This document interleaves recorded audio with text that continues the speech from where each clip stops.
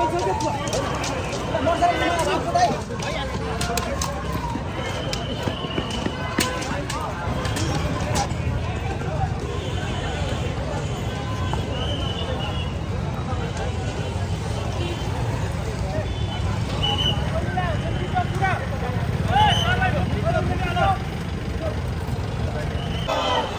Video हेर्नुहुने सबैमा नमस्कार। म सुमन शर्मा। तपाई यति बेला अनुसन्धान मिडिया हेर्दै हुनुहुन्छ। राष्ट्रिय प्रजातन्त्र पार्टीले आज साँझ झापाको बिर्तामोडमा राखे जुलुस प्रदर्शन गरेको छ भने उक्त राखे जुलुसमा हाम्रो राजा हाम्रो देश प्राणभन्दा प्यारो छ लगायत विभिन्न नाराहरूका साथमा यति बेला राखे जुलुस प्रदर्शन गरिरहेको छ नेपाल राष्ट्रिय प्रजातन्त्र पार्टीले। यो दृश्य हेर्नुहोस्।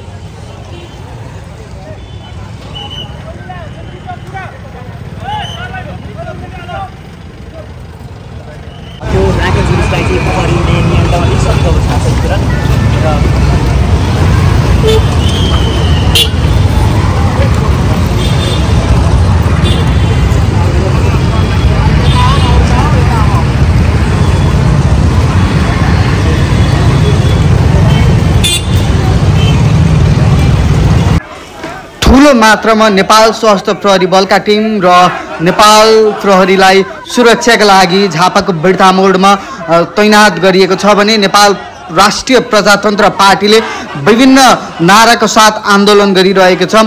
हाम्रा नेताहरूलाई बिना शर्त रिहा गर, हाम्रो देश प्राणभन्दा प्यारो छ, तिनकुने घटनाको निष्पक्ष छानबिन गर, मृत्युलाई जसको मृत्यु भएको छ आन्दोलनमा उहाँहरूलाई शहीद घोषणा गर लगायत विभिन्न नाराहरूका साथ राष्ट्रिय प्रजातन्त्र पार्टीले यति बेला झापाको बिर्तामोडमा आन्दोलन गरिरहेको छ र यो दृश्य हामीले यहाँहरूलाई झापाको बिर्तामोडबाट प्रसारण गरिरहेका छौँ। कहाँबाट हेर्दै हुनुहुन्छ यो भिडियोलाई कृपया कमेन्ट गर्नुहोस्। र 15 गते जुन आन्दोलन भयो तिनकुनेमा, उक्त आन्दोलन पश्चात मृत्युहरूलाई शहीद घोषणा गर, हाम्रा नेताहरूलाई बिना शर्त गर लगायत विभिन्न नाराका साथ यति बेला बिर्तामोडमा आन्दोलन जारी रहेको छ।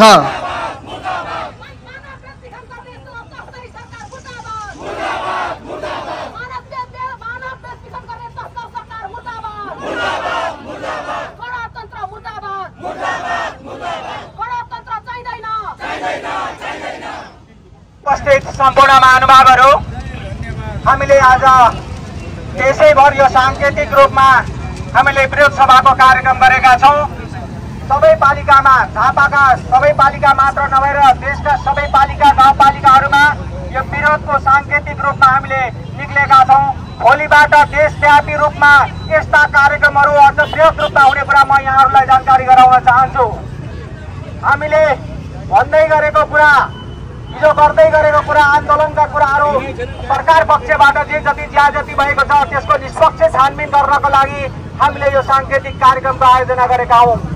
हामीले राजालाई राष्ट्र निर्माता र राष्ट्रिय एकीकरणको रूपमा स्वीकार गर्नको निमित्त एउटा राष्ट्रको प्रतीकको रूपमा मान्नको निमित्त हामीले यो कार्यक्रमको आयोजना गरेका हौँ। त्यस कारणले गर्दा यहाँ उपस्थित रहनुहुने सम्पूर्ण महानुभावहरूलाई पुनः भोलिदेखि हुने कार्यक्रमहरूमा पनि जोडिनुहुनेछ भन्ने कुरा म जानकारी गराउन चाहन्छु।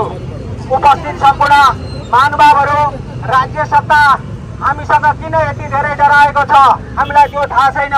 यहाँ उपस्थित रहेका प्रहरी सङ्ख्याको आधारमा किन हामीले चाहिँ यत्रो प्रहरीहरू राखेर हामी प्रति किन यत्रो निगरानी बढाउनुपर्छ भन्ने कुरा हामीले बुझिराखेका छैनौँ। हामीले हाम्रा नेताहरू निशर्त रिहाई हुनुपर्छ। हाम्रा समाजका नेताहरूलाई एउटा गणतन्त्रमा त बोल्न पाइन्छ, शान्तिपूर्ण रूपमा आन्दोलन गर्न पाइन्छ भनेको होइन।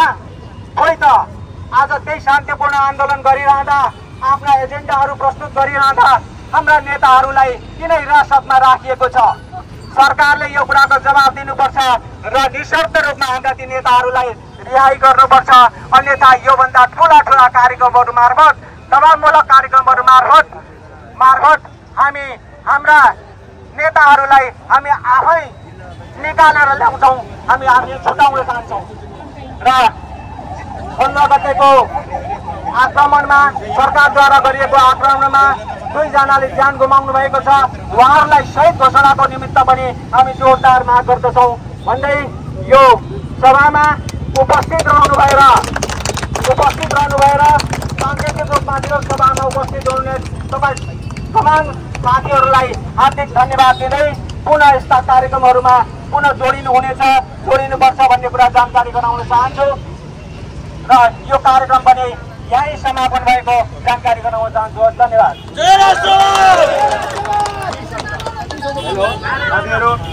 यहाँ उपस्थित हुनुभएका हाम्रा प्रहरी दाजुभाइहरू, हामी तपाईँहरू दाजुभाइ हौ, तपाईँहरूले सम्झिनु होला। तपाईँहरूसँग हामी लड्न आएका होइनौँ, तपाईँहरूले हामीलाई साथ दिनुहोस् र नेपाली काङ्ग्रेस, एमाले, माओवादीका विक्षिप्त साथीहरू आउनुहोस् हाम्रो आन्दोलनमा, आउनुहोस्।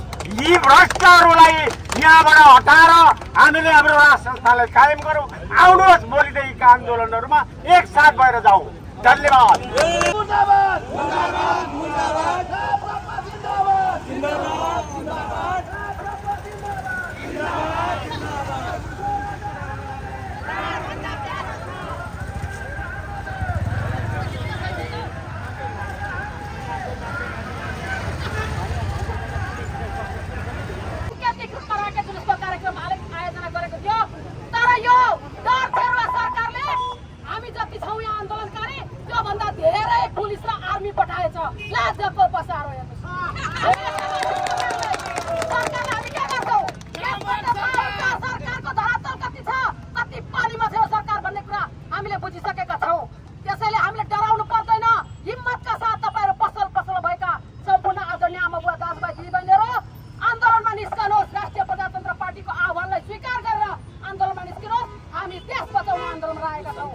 यो सांकेतिक आन्दोलन हो। अब हाम्रा दिनै पछि यस्ता आन्दोलनहरू हुन्छन् र यी आन्दोलनहरूमा हामी मर्न तयार भएर निस्केका छौँ। हामी टाउकोमा हुन्छ भन्ने चार हामीलाई छैन अब, किनभने हामी देशका नागरिक हौँ, हामी राष्ट्रवादी हौँ। त्यसैले हामी राष्ट्रको पक्षमा छौँ, हामी कुनै एउटा व्यक्तिको पक्षमा छैनौँ। राजा राष्ट्रको एकताको प्रतीक हुन्, त्यसैले हामी राजाको पक्षमा छौँ। केपी ओली जस्ता मान्छेहरू आफ्नै पार्टीको एकताको प्रतीक हुन सकेका छैनन्, त्यस्ताका पछाडि नलाग्नु होला। तपाईँहरूलाई हाम्रो यो अनुरोध छ। हाम्रो यो कार्यक्रम यहाँ हाम्रा केही वक्ताहरूले बोल्ने कार्यक्रम छ र राष्ट्रिय प्रजातन्त्र पार्टीका विद्यमान नगर अध्यक्ष आदरणीय नेता लक्ष्मी गौतमलाई म यो माइक हस्तान्तरण गर्दै बिदा हुन चाहन्छु। धन्यवाद। जय राष्ट्र।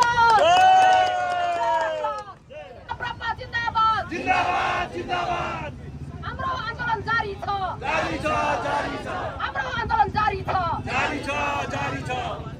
साथीहरू,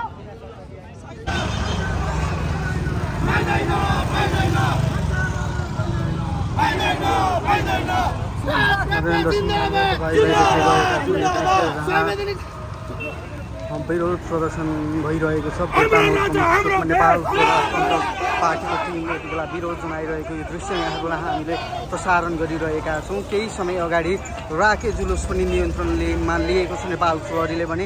यति बेला ठुलो मात्रामा नेपाल सुरक्षा बलको प्रहरीका टिममा हामीले यहाँ देखिरहेका छौँ।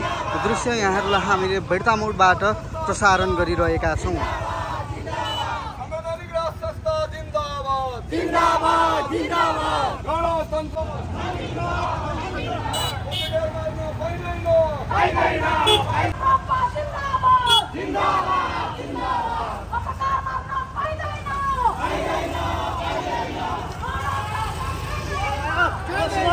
जिंदाबाद